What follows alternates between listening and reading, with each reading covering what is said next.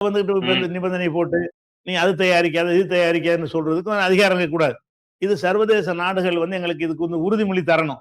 அதே மாதிரி வந்து இந்த இந்த உறுதிமொழி வந்து சர்வதேச நாடுகளுடைய முன்னிலையில வைத்து ஒப்பந்தத்தின் மூலமாக இருக்க வேண்டும். இனி ஒரு காலத்தில் ஈரானுக்கு எதிரான எந்த தாக்குதலும் நடத்தப்பட மாட்டாது என்ற ஒரு உறுதிமொழியை சர்வதேச சமுதாயம் தர வேண்டும். இவங்க 5 கண்டிஷன் வச்சிருக்கிறாங்க. இந்த 5 கண்டிஷன் பாகிஸ்தான்ட்ட குடுத்துருக்காங்க. இத நீ ஏத்துக்கிட்டீங்கன்னா அப்படின்னா என்னன்னு கேட்டா, அவங்க அவங்க இறங்கி போயலாம் இல்ல.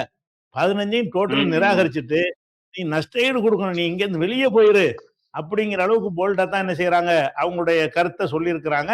அது ம். டிஸ்கஷன்ல இருக்குது. அத கூட ஓரளவுக்கு ஒத்துக்கிட்டு இப்ப என்ன செய்றாரு ட்ரம்ப் வந்து, ஒரு 45 நாளைக்கு உள்ள ஒரு போர் நிறுத்தத்துக்கு வருவோம். 45 நாளை வரைக்கும் ஈரான் சொல்றத ஒத்துக்கிற மாரி, ட்ரம்ப் தான் இப்ப இறங்கி வந்திருக்கிறாரு. அது 45 ம். நாள் ம். தற்காலிக போர் நிறுத்தம்னு சொன்ன உடனே அவங்க மறுத்துட்டாங்க. இது 45 நாள் என்பது இவன் ஆயுதம் தயார் பண்ணுவதற்கு எடுக்கிற அவகாசம். டவுனா ம். இருக்கிறான்ல, ம். அது மூச்சு விடுவதற்கு ஒரு அவகாசம் தேவைப்படுது இஸ்ரேலுக்கும், அமெரிக்காவுக்கும்.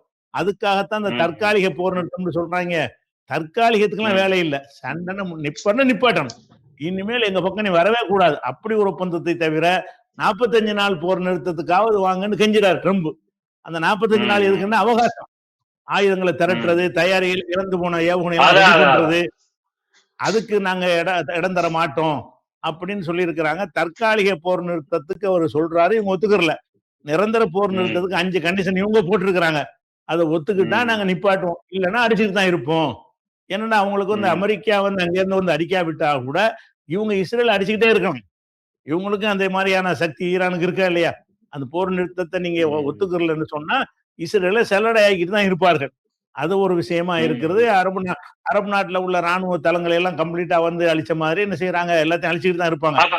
இல்ல இப்ப ஹார்மோஸ் நீரிணைய வந்து இப்போதைக்கு ஈரான் திறக்க மாட்டான். ஹர்முஸ் தொறக்க அதாவது நாங்க சுமூகமாக பேசி ஒரு அந்த ஒப்பந்தம் வந்தால் தொறக்கலாமே தவிர, மிரட்டலுக்கு தொறக்க மாட்டோம். ம். நாங்க தொறந்து விட நாங்க திறக்க ஏற்கனவே மாட்டான். தொறந்து தானே வச்சிருந்தோம். ஏற்கனவே ஹொர்மூஸ்ல வந்து இவங்க எந்த கட்டணமும் இல்லாம ஃப்ரீயா தான் விட்டுட்டு இருந்தாங்க. யார் வேணாலும் போகலாம், யார் ம். வேணாலும் வரலாம்னு தான் இருந்துச்சு. இந்த அமெரிக்கா செஞ்ச ம். வேலையினால தான் இந்த கட்டுப்பாட செஞ்சாங்க. அதனால இந்த ம். ஹொர்மூஸ்ங்கிறத நாங்க பூட்டிலாம் வைக்கல. நீ செஞ்ச காரணத்தினால அதனுடைய விளைவ வந்து இந்த அரபு நாடுகள் அனுபவிக்கணும். இதனுடைய பாதிப்பு என்னன்னு கேட்டா, ஐரோப்பிய நாடுகளுக்கு ஆயில் கிடைக்கலங்கிறது மட்டும் இல்ல. இந்த குவைத் தயாரிக்கிற ஆயில், பஹ்ரைன் தயாரிக்கிற ஆயில் வெளிய வராது.